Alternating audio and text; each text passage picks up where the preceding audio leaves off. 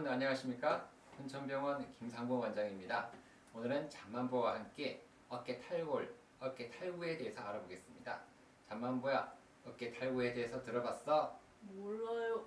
그래, 모르겠으니까 이제부터 자세히 잘 보면 이해가 될 거야. 알았지? 왜? 그래요. 어깨 탈골이란 거는 어깨가 빠지는 거죠. 어깨가 빠지는 건데 어디서 빠지느냐? 어깨에 있는 여기 관절이죠. 여기서 빠지는 거예요. 근데 어깨는 사실은 알고 보면 동그란 이게 관절이거든요. 그래서 몸에서 가장 다양한 영역이 있는 관절 중에 한 개예요. 여러 평면에서 광범위한 기능적 운동 범위가 가능하다 그러죠. 멀티 디렉셔널 그러죠. 멀티 디렉셔널. 그 운동의 자유스러움 때문에 대신에 불안정성에 취약할 수밖에 없어요. 잘 빠진다 그러죠.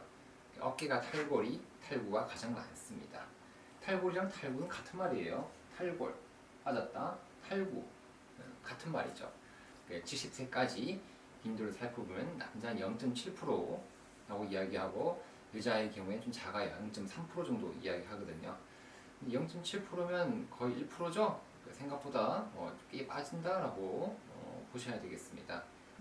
자, 그래서 외상성 전방 탈구라고 합니다. 가장 흔한 손상의 유형이죠. 어깨가 빠지면 어디로 빠지냐 그러면 앞으로 빠집니다. 이게 앞이고 뒤면은 앞으로 빠지는 거예요. 주로 앞으로 빠져요. 앞으로 빠지는 것이 관절과 상완, 관절 탈구의 96%를 차지하고 있습니다. 꽤 많이 차지하죠? 어휴. 불행하게도요, 최초의 전방 어깨 탈구 치료는 정형외과 의사들에게 있어서 아직까지도 복잡하고 어려운 문제라고 이야기해요. 그러니까 처음에 정형외과 병원에 방문을 하게 되면 그냥 지켜보라 라고 이야기하겠죠. 응급실에 갔는데 어깨 빠졌는데 바로 수술하세요 라고 이야기하지는 않겠죠. 대부분 지켜보고 안 되면 수술을 하세요 라고 이야기하는 것이 일반적인 패턴이 됩니다. 치료의 목표는요, 수술이든 비수술이든 간에 어느 것이 선택되든지 간에 가장 중요한 것은 안정이죠. 안정되고 통증이 없는 정상적인 운동 범위의 회복이라고 이야기하죠. 그래서 어깨를 많이 쓰는 우리가 운동선수들은 다시 또 야구도 하고 또 배드민턴을 치고 공 던지기도 할 수 있는 건강한 통증 없는 어깨가 되는 것이 목표가 되겠죠.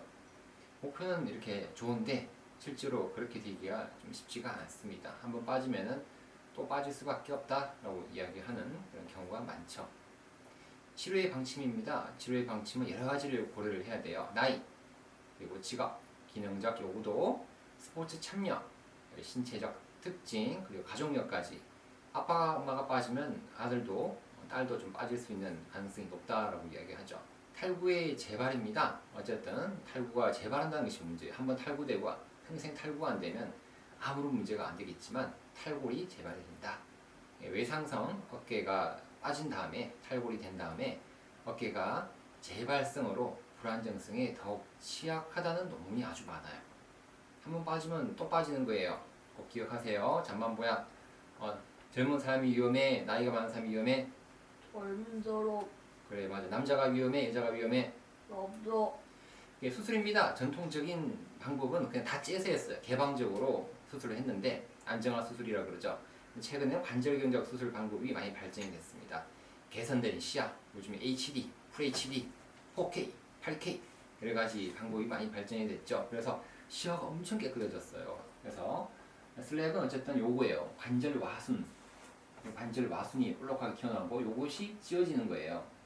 위가 찌어지면 슬랩, 밑에가 찌어지면 방카르트. 빠져가지고 여기에 구멍이 나게 되면 힐삭스. 여기에 손상이 생기면 글래드라고 합니다.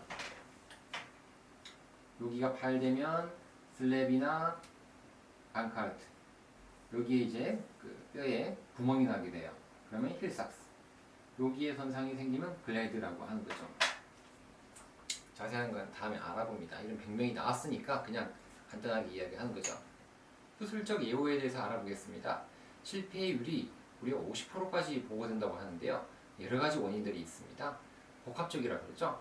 세심한 수술 기술이 좀 부족한 것, 그리고 병의 해부학적인 교정이 제대로 안 된 것, 그리고 재활이 제대로 안 되고 또 다시 넘어지는 재수상 등등의 여러 가지 문제 때문에 또 50%까지 이야기를 하는데요. 뭐 근데 수술을 잘하고 잘 지키고 잘 한다 그러면 빈도는 훨씬 더 줄고 있죠. 용어에 대해서 좀 알아보겠습니다. 용어 불안정성이라고 하는데요. 불안정성. 이걸 우리가 instability라고 합니다. instability 영어로. 인스타그램 아닙니다. 를 우리가 불안정성이라고. 또 늘어나는 걸 이완이라고 하죠. 이완. 락스티.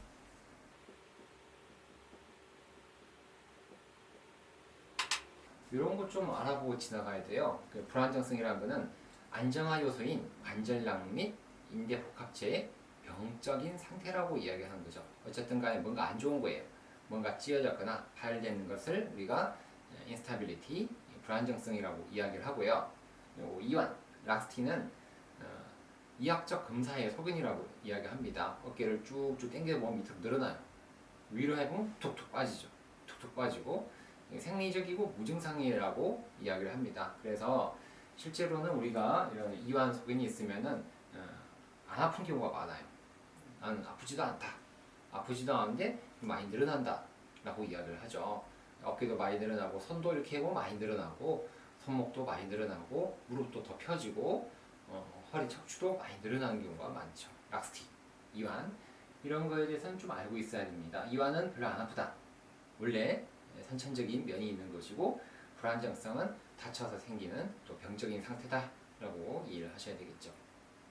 불안정의 원인입니다. 불안정의 원인은 수동적 및 역동적인 억제 요소라고 얘기하는데요. 이 중 어느 것이 파열되거나 또는 이러한 힘이 복합되어서 불안정성을 초래한다라고 이야기합니다. 그래서 수동적이나 역동적인 요소가 문제가 생겼다라는 것이 불안정의 원인이 되는데요.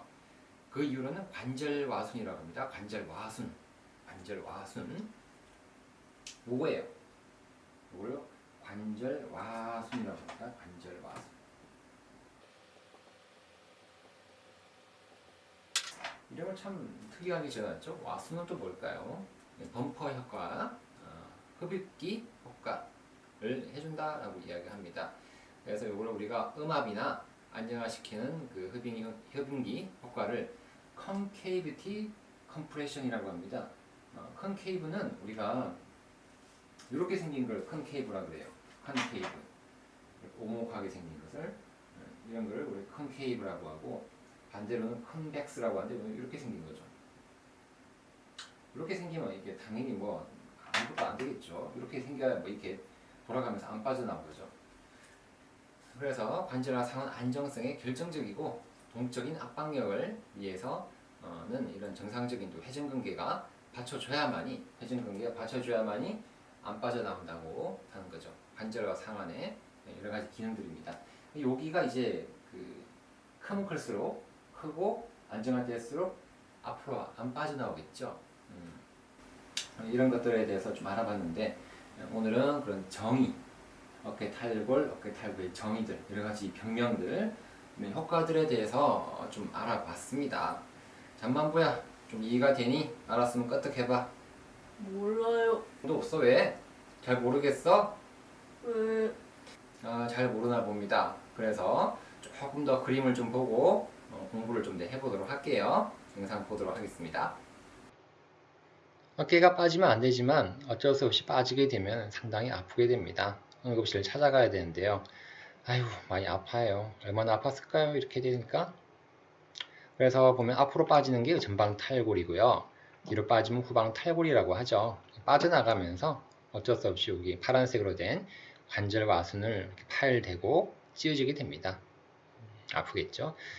자, 그래서 이렇게 엑스레이 보면 응급실에서 보면 이렇게 보여요.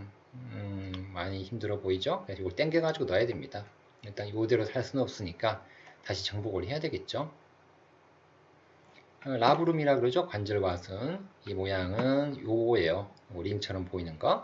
그래서 차이는 차받침대는 그거로는 안 된다. 그래서 밥그릇처럼 이렇게 옆에가 있어야 돼요. 받쳐주는 것이. 밥그릇에 아니면 국그릇의 옆부분이다 라고 생각하시면 되죠. 라브룸 관절와순은. 그래서 이거는 섬유성 연골 조직이다. 지금 나왔죠. 파이브로 카틸리지. 섹션을 끊어보니까 삼각형의 모양처럼 되어 있다. 밑에는 좀 두껍습니다. 밑에는 두껍고 위로 올라가면 조금 날카롭고 얇아요. 이 모양을 잘 기억을 하세요. 그래서 concavity compression 불룩하게 밖으로처럼 돼 있어 가지고 압력을 우리가 줘서 안 빠지도록 해주는 효과가 이 효과다 라고 보시면 되죠. 여기 보시면 위아래로 움직이는 그런 효과가 있어요. 트랜스레이션 움직인다는 거죠. 이런 효과가 우리가 중심의 압력이 이쪽으로 가게 됩니다. 라브룸 관절 와순이 있으니까 안 빠져나오죠. 안 빠져나가면서 압력이 딱 중앙으로 가게 돼요. 이런 효과가 있죠. 그래서 요것이 중요한 겁니다. 얼마만큼 뾰족하게 잘 감싸주느냐에 따라서 어깨 관절이 안 빠지는 거죠. 여기는 상당히 크네요. 모양을 이렇게 그렸는데 이렇게 크면 클수록 안 빠져나오겠죠. 안 빠져나오겠죠. 잘 안 빠져나오겠습니다. 웬만하면 이 정도면. 그래서 뭐 깊이를 이야기합니다. 깊이를 이야기하는데 여기 적어놨죠. 효과적인 깊이가 이 정도까지 있으면 상당히 안 빠져나오겠다라는 것을 이론적으로 또 설명하는 효과가 되겠습니다. 위쪽에 관절 와순 파열이 되면 슬랩 병변이라고 합니다. SLAP라고 하는 것이 위쪽 관절 와순 파열. 밑에가 파열되게 되면 전방 관절 와순 파열. 그래서 이거 방카르트라고 이야기하고 전방 어깨 탈골이라고 하죠. 여기가 파열된 거예요. 밑으로 잘 빠지겠죠. 앞으로 위쪽 전방으로 빠지는 거죠. 정상적으로는 이렇게 꽃봉오리 모양 밥그릇, 국그릇처럼 여기 옆에가 있어야 되는데 움직이면 빠져나오지 않죠. 빠져나오지 않는데 여기가 한번 파열이 돼서 늘어나 있죠. 늘어나서 힘이 없어요. 그러면 쑥쑥 요거 공이 굴러가게 되면은 이쪽으로 쉽게 빠지는 거예요. 쉽게 빠지니까 우리가 방카르트 병변이다 라고 이야기를 합니다. 이쪽은 튼튼한데 이쪽이 약해져 있죠. 그러니까 쉽게 상완골두가 쓱 가서 빠져나오는 거예요. 빠져나오는 거죠. 그래서 이것을 우리가 전하방 관절 와순 파열, 방카르트 병변이라고 이야기하고 빠져나온 증상을 우리가 어깨 탈골이다 라고 병명을 짓죠. 자, 영상 보고 나니까 많이 이해가 되셨습니까? 네, 다행이네요. 잠만보야, 너도 이해가 많이 됐어? 됐으면 좀 끄덕끄덕 해봐. 네, 여러분도 잠만보처럼 이해가 많이 되셨을 것으로 보입니다. 자, 오늘도 어깨 탈골로 고생하신 분들이 영상을 보고 조금이나마 도움을 받았으면 좋겠습니다. 앞으로도 계속 영상이 올라올 테니까 계속 관심 있게 주의 깊게 봐주시기 바랍니다. 구독과 좋아요를 눌러주셔야 계속적으로 볼 수 있겠죠. 오늘도 건강하고 행복한 하루 되십시오. 안녕히 계십시오.